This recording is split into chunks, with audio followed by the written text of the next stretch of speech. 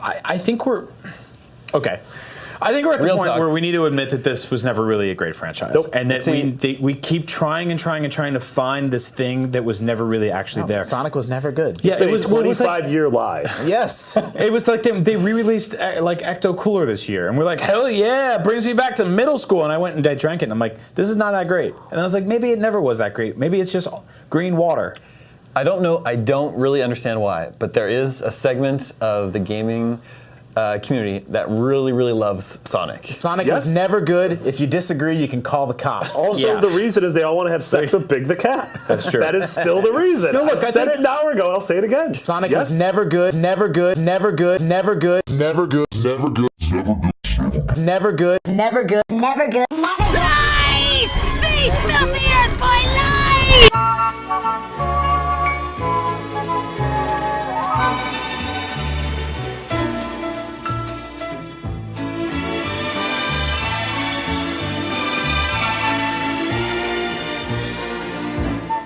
From changes in tone, design, and gameplay over a span of 25 years, one thing is apparent when discussing Sonic the Hedgehog as a franchise.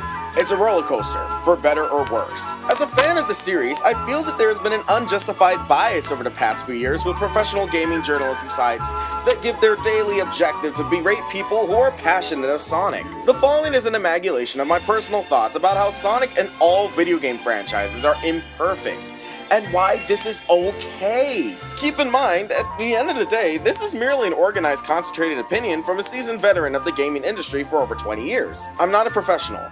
I'm just a man who loves a fast blue hedgehog and is willing to share his thoughts to start or continue a dialogue. First and foremost, I should give you a bit of insight into who I am as a person. I'm a cartoonist at heart, always on the go. I live a very social life, juggling what I do as a freelance artist, a gamer, a friend, an uncle, a brother, and a son. As a kid, I loved Ren and Stimpy, so much to the point that my parents banned the show from my childhood when I started licking people's feet. You what? So, something else filled the gap. The Adventures of Sonic the Hedgehog. This was my gateway into Sonic. I picked up Sonic & Knuckles and stayed ever since. Through the peaks and pitfalls, I've remained blindly positive in my passion and devotion to the franchise despite the negativity spewed from either lackluster titles, bandwagon folk, or the vocal minority. I'm aware of the booms and the bombs, but I'd like to look at the positives of everything. Sonic has helped me grow as a person. His charming personality and strong ethics to do his right molded me as a kid. The fan backlash and positive animosity online also helped form a thick skin to the bile of online hostility and anonymous harassment. Sonic is usually the largest target to online attacks and unjust bias. He is often viewed as a dead franchise in light of recent failures and flops, but I beg to differ. Look, no franchise is perfect. You could give as many names as you want, but perfection is an impossibility, a pipe dream, a source of mental anguish and horror. Everyone's opinion is subjective. It's what we gather from our morals and our humanity that drives us to see the world in a better place. This is what I see in the best of Sonic, a world that can change and will benefit from it. Hate will always remain as long as there is love. It's what we take from it that matters. Sonic is the defining example of a franchise that has the best and worst of gaming. When people bring up Sonic, there will always be an argument about how the franchise is littered with problems. However, I personally believe IGN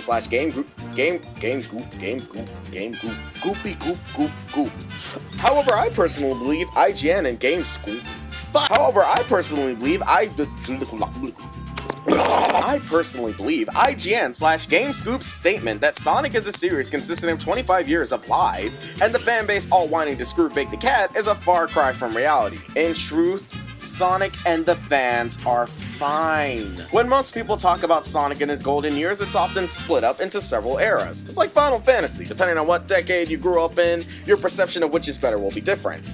The same applies to Sonic. The main series has undergone a vast amount of changes in gameplay and aesthetics. The main series has undergone a vast amount of changes in gameplay and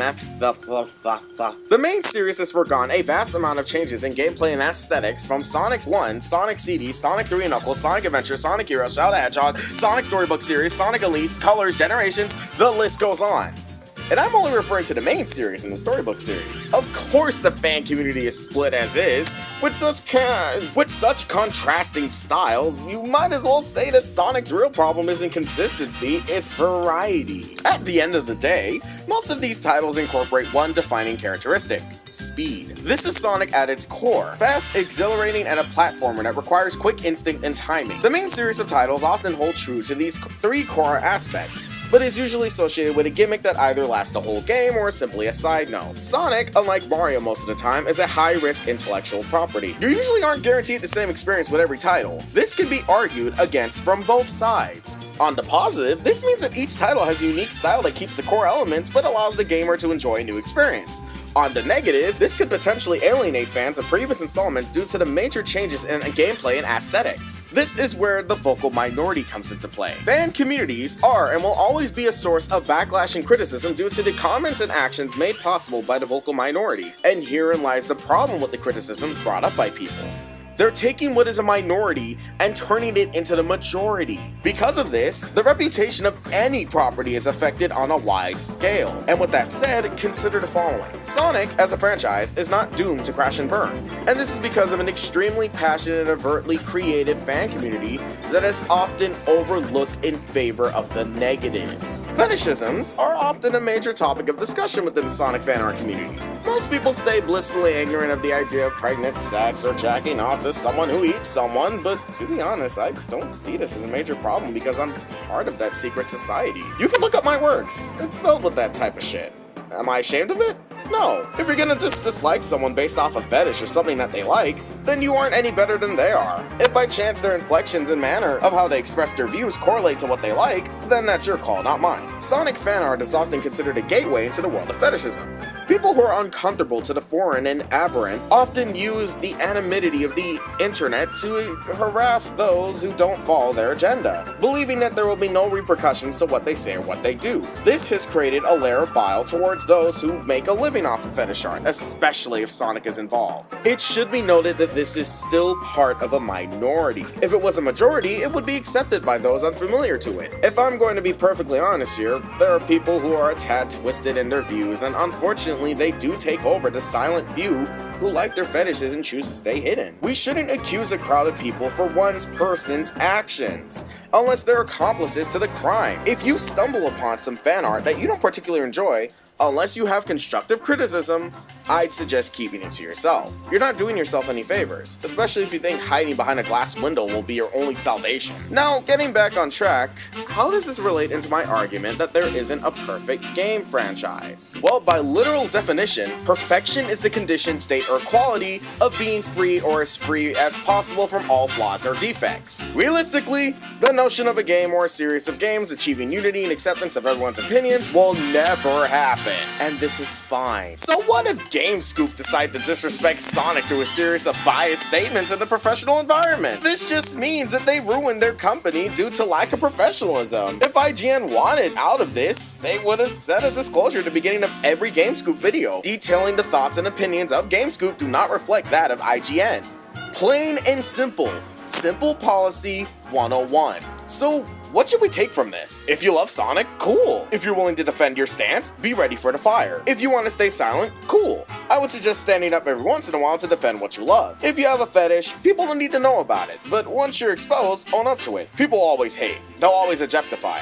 As long as you aren't harming others, it's fine. What needs to be taken out of this whole thing is that if you really love a game and its community, go outside and meet other people. The Sonic community is great once you meet these people outside the internet.